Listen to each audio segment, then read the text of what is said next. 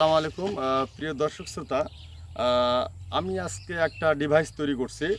সেই ডিভাইসটা জাস্ট আপনাদের সঙ্গে একটু পরিচয় করে দেব। আর এর উপকার কৃষি উপকার গুলো নিয়ে আপনাদের সঙ্গে কথা বলবো কাজের মাধ্যমে। প্রথমত ডিভাইসটার একটু পরিচয় করে দেই। এটি হচ্ছে বীজ বপন করা মেশিন। আর বীজ বপন করা মেশিনের মধ্যে আপনারা দেখতে পাচ্ছেন 3টি পাইপ আছে। আমি 4টি পাইপ করছি, যে মাপে ডাঁড়াগুলো লাগবে সেই মাপে কিন্তু আমরা এটাকে সেট করে নিতে পারবো। এটা ছোটো হতে পারে ডাঁড়া, বড় হতে পারে ডাঁড়া। হ্যাঁ, আমরা সব ধরনের বীজ বপন করতে পারবো। বিশেষ করে এখানে আলু বীজ, ভুট্টা বীজ, সরিষা বীজ, মূলা বীজ, খুড়া বীজ, এরকম যত বীজ আছে আমরা কচু বীজ, সব বীজ আমরা বপন করতে পারবো ডাঁড়া সেটিংয়ের মাধ্যমে। আমরা এখানে যে পদ্ধতিটা মূলত কাজ করবে সেটা হলো, এখানে দেখতে পাচ্ছেন যে পাইপ, সে পাইপগুলোর এই মাথায় যদি আমি বীজটাকে ফেলে দেই বা ছেড়ে দেই, সেই বীজটা অটোমেটিক্যালি এখানে দেখতে পাচ্ছেন নিচের দিকে দেখাও, নিচের দিকে যে গর্ত হচ্ছে, গর্তের মাঝে পড়ে যাবে। হ্যাঁ, তারপর ওটাকে পরে আমরা যখন মইয়ের সাহায্যে হোক আর পায়ের সাহায্য করে হাতের সাহায্যে যখন আমরা এটাকে উপরে মাটি দিয়ে দেবো, তখন অটোমেটিক্যালি এটা মাটির তলে পড়ে যাবে এবং নির্দিষ্ট পরিমাণ মাপের মাটির পড়ার মাধ্যমে গাছটা সুন্দরভাবে বপন হবে। তো এর উপকার অনেক আছে, আমি জাস্ট একটু প্র্যাকটিক্যাল করে দেখাচ্ছি। আমি এখানে যেহেতু 3টা দিয়ে দিছি, এই হাতে আমার এখানে ফিক্সড করতে চাই, এই হাতে আমরা খুব স্পিডে কিন্তু আমরা চালাতে পারবো। হ্যাঁ, এভাবে বীজটাকে আমরা বপন করতে পারবো। এখানে নির্দিষ্ট পরিমাণে বীজগুলো পড়ে যাচ্ছে। আমি যে পরিমাণে বীজ ছাড়বো এখান থেকে, যদি একটা একটা করে ছাড়ি তো একটা একটা করে পড়বে, যদি অনেকগুলো করে ছাড়ি অনেকগুলো করে পড়বে। আমি কি পরিমাণে বীজ দিব ডানার মধ্যে, সেটা ডিপেন্ড করবে আমার এই হাত দিয়ে এই বীজটাকে ছেড়ে দেওয়ার মাধ্যমে। তো আমি চাচ্ছি যে এটা আমি মূলের বীজ বপন করতেছি। মূলো অনেকেই চাষের মাধ্যমে মূলটাকে বপন করে, কিন্তু আমি এটাকে এরকম সিডারের মাধ্যমে বপন করতেছি। এর সুবিধা হচ্ছে, আমাদের এলাকায় যে সমস্ত কৃষকেরা এই মূলা বীজটাকে জাস্ট চাষের উপরে দিয়ে বপন করছে, আমি দেখছি যে ওই বীজটা উপরে পড়ার সঙ্গে সঙ্গেই কবুতর, ঘুঘু, এই পাখিগুলো এই বীজটাকে কিন্তু খেয়ে ফেলে। হ্যাঁ, যার কারণে যে পরিমাণে বীজ হওয়ার কথা সে পরিমাণে কিন্তু এখান থেকে বীজ গাজায় না, এবং গাছটা সেই পরিমাণে আমরা পাই না। হ্যাঁ, অনেকগুলো এগুলো খেয়ে ফেলে। এই 2-4টা যেগুলো থাকে সেখান থেকে ফসলটা চলে আসে। কিন্তু এখানে সুযোগ সুবিধা হচ্ছে, এই যতগুলো আমি বীজ বপন করতেছি এখানে মিস হওয়ার সম্ভাবনা নেই বা পাখি খাওয়ার কোনো সম্ভাবনা নেই। বিশেষ করে এটা মাটির নিচে ঢাকা পড়ে যাবে এবং এখান থেকে সঠিক পরিমাণের গাছটা কিন্তু আমরা এখান থেকে পাবো। তারপর আমরা এখানে পরে যে পরিমাণ গাছ রাখবো সে পরিমাণ গাছ রেখে বাদবাকি গাছগুলোকে আমরা তুলে ফেলবো। তো এর সুযোগ সুবিধা হচ্ছে অনেক দিকে। প্রথমত সুযোগ সুবিধা সম্পর্কে আমি বলে দেই।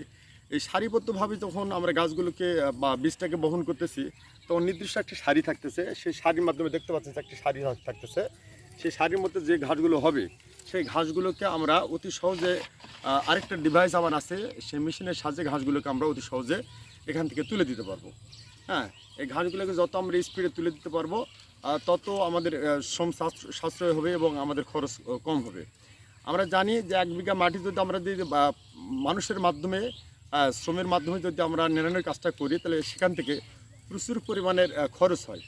হ্যাঁ, এই খরচটা এখানে অবশ্যই সাশ্রয় হবে এবং এটা 10 জনের যে কাজটা করে সে 1 জনাই সেই কাজটা করতে পারবে।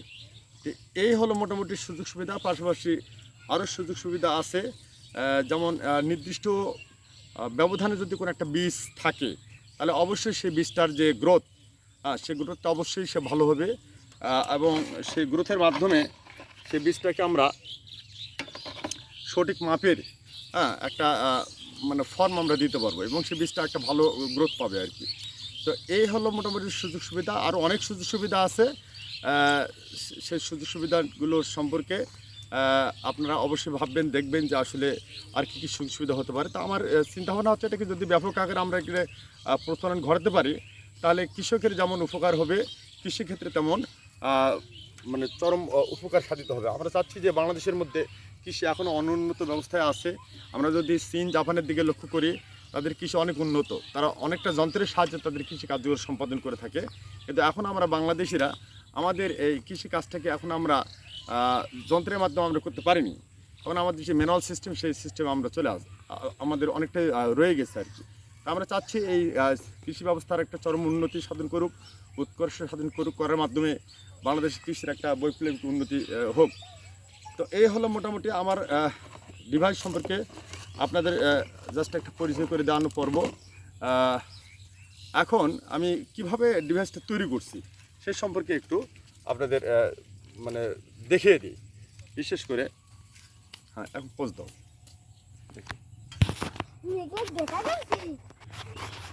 প্রিয় দর্শক, যেটা জিনিসটা আমি আপনাদের দেখে দিলাম তা হচ্ছে এখানে জাস্ট বীজটাকে রাখার জন্য একটা ব্যবস্থা। এখানে আমরা বিভিন্ন প্রকার বীজ রাখতে পারবো। আর এই যে 3টা পাইপ আছে, সেই 3টা পাইপের ছিদ্র আছে।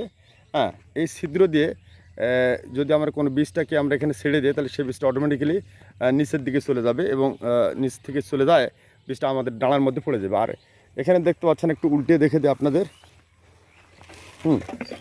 এখানে দেখতে পাচ্ছেন যে এখানে 3টি ফাল আছে। দেখেন এই যে ফাল, এই ফালের সাহায্যে জমিটাকে খুঁড়বে। হ্যাঁ, এবং এই যে চাকা আছে, চাকার মাধ্যমে ভারসাম্যটাকে রক্ষা করবে আর কি। তো এই হলো মোটামুটি আমার ডিভাইস সম্পর্কে জাস্ট সংক্ষিপ্ত একটা পরিচয়। তা আমার এই ভিডিওটাকে যদি ভালো লাগে আপনারা একটু লাইক করবেন এবং সাবস্ক্রাইব করবেন, এটা হলো আমার প্রত্যাশা।